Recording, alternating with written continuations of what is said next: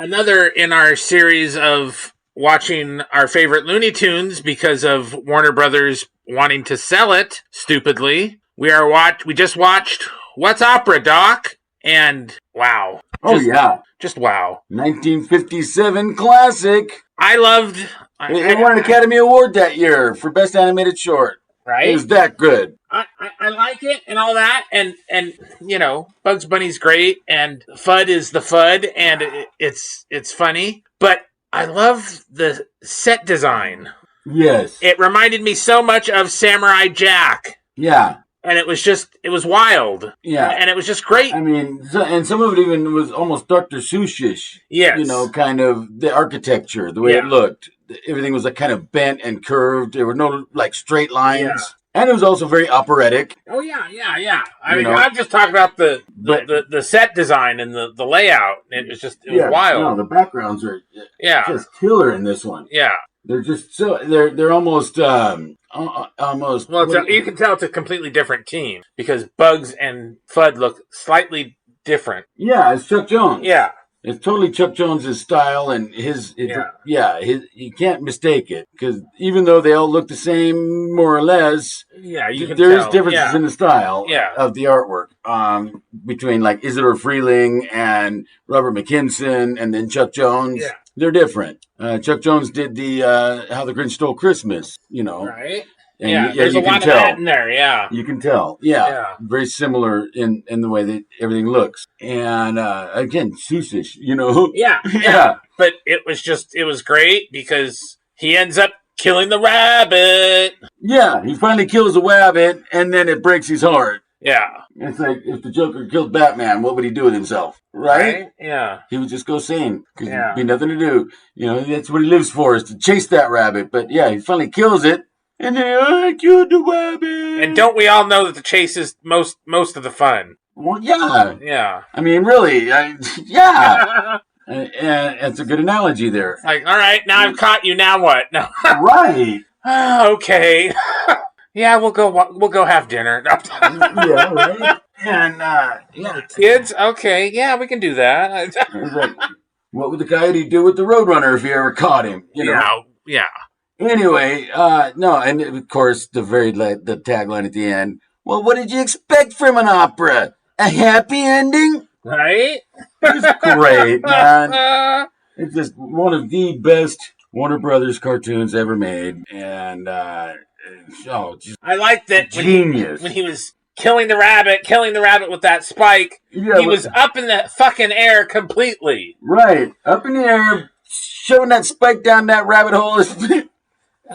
And Bugs is like, what the fuck? And kill the rabbit. Oh, yeah. Oh, jeez. And it's almost like I don't know. Is it the same Elmer Fudd every time? Because is he that stupid? I'm just saying. Well, that's who he is. Or were they just making a multiverse? And like, you know, Yosemite Sam was the same, you know, rootin'est, tootin'est, god darn shootin'est, whatever. Huh. Oh, yeah. Yeah, we won't see that today because they took their guns away. Now, that was another thing I was thinking about. It was like watching both of them. Right. There's weapons and stuff, but like you don't use them. You don't see blood or anything like that. No, I mean, and then is that why kids now? Wow, I sound old. Because they don't understand that those are actually weapons? Dude. I mean, I'm trying to... Come on. I don't think I ever, in my wildest childhood fantasies, ever thought that I could take a pair of pistols and lift myself off the ground with them. Like Yosemite Sam used to do. Yeah. I mean, and it never, ever even, you know, had the slightest desire to put a firecracker in something that I shouldn't and light the fuse and, you know, I mean, up a cat's butt or anything. But that did not lead me to that behavior. It was just a fucking joke, and it was funny as hell. Yeah. And I got it when I was a kid. It's a cartoon. Well, no, I'm just asking questions because I know, because people are up in arms over that shit. Yeah, and it's like, wait, are they that stupid? Oh, that's right, because They've been taught by the public education system to be nothing but drones. Well, Mindless drones. You know, I mean, they're the reason we have these ridiculous warning labels on all the products. Yes. You know, I mean, you want to weed out the wheat from the chaff, take the warning labels off, and let Mother Nature do it. But then there goes your tax base. But that opens the door to lawsuits. I drank this stuff. You should have put a label on it that said "Don't drink it." Next thing you know, you're in a lawsuit. You know, so don't drink this. Like, you know, not for human consumption. You know, I mean.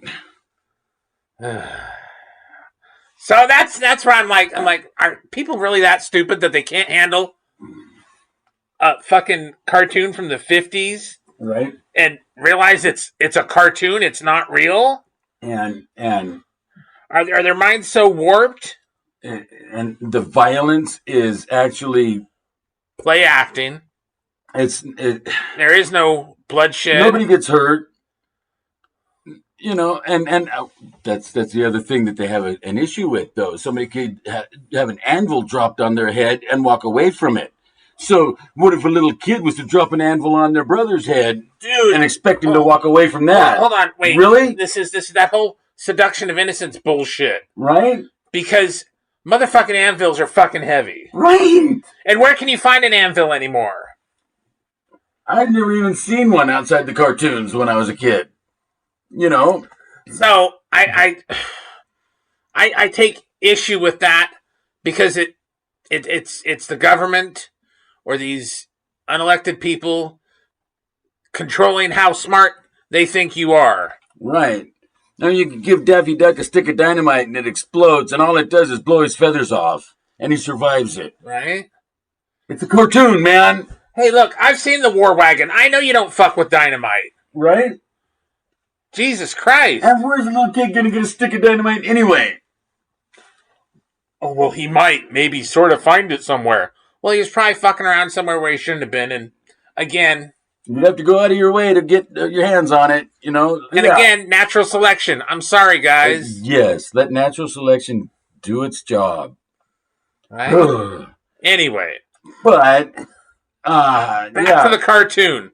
Another great fucking cartoon, and Warner Brothers is stupid to sell Looney Tunes because it's got to be their most valuable property. Yeah, which is maybe why they want to sell it, is because they can get the most out of it, short term. So they're Ferengis. I mean, you would think even if they're not making new content, new material, like these latest nude Looney Tunes things that were not very well received, they can still make bank off the merch. There's still people buying Bugs Bunny T-shirts and merch, man. Anything with a Bugs Bunny logo on it, they get paid. I don't get it, man. Why are they even considering it? So, except that they just don't know what to do with it. They have no plans to do anything else with it, and they might as well sell it off. They've castrated it by these new ones that aren't as good. Right. And part of it is, it's not just they took away their guns and their dynamite and their explosives and all those violent things, but they wrote off Pepe Le Pew. They didn't want to have anything to do with him because of the unwanted advances. They thought that was promoting misbehavior, and it's promoting the patriarchy. It's actually showcasing misbehavior. You don't want to be a Pepe Le Pew. That's the point, right? He never gets the girl, does he? No. Would you? Yeah.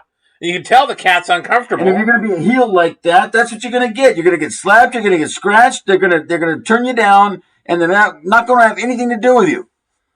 That's the point. Don't be a Pepe Le Pew. But it's funny. Watching him do that shit with that cat with the inadvertent stripe across her back for whatever reason. Every time there's a different reason, the cat gets the stripe across her back, and he mistakes her for a skunk. Oh, it's so funny. So. And it's it's just Just what the hell, right? Right. And the other thing is, that my other point was that they don't have the brilliant geniuses making these things and writing them and coming up with these great ideas like they did in the day. Yeah. I mean, not everybody's Chuck Jones, man. But there's people that could really do something. Not everybody's Robert McKinson. Yeah. Oh, no. But the people who could do something with it don't fit the mold. Yeah. This is the only thing you can do. If they want to do something really edgy, that's too risky. They want to play it safe. Ugh. And do inoffensive Looney Tunes. And I'm sorry, but Looney Tunes was always offensive, and that was the point. Right. I mean, that's the point, is that some of it pushes the envelope.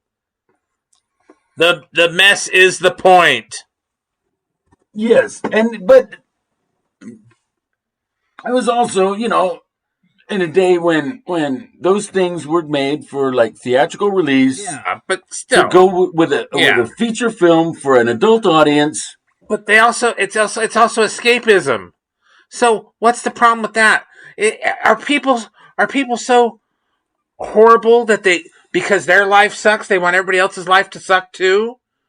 Drain all the fun and love out of the world so that there's nothing left? Well, there are those fucking Karens. They see you having fun with something that they don't approve of, and there must be something wrong with that.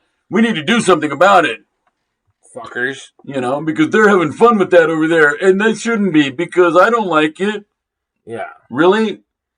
No. As long as you're not hurting anybody. All you're doing is laughing at a fucking cartoon, man. So what? Get over yourself. You're not that important. So, tell us what you think about any of this. Tell us what your favorite Warner Brothers cartoon is. We're going to go through another couple of them, so keep watching. Yeah. Like, share, subscribe.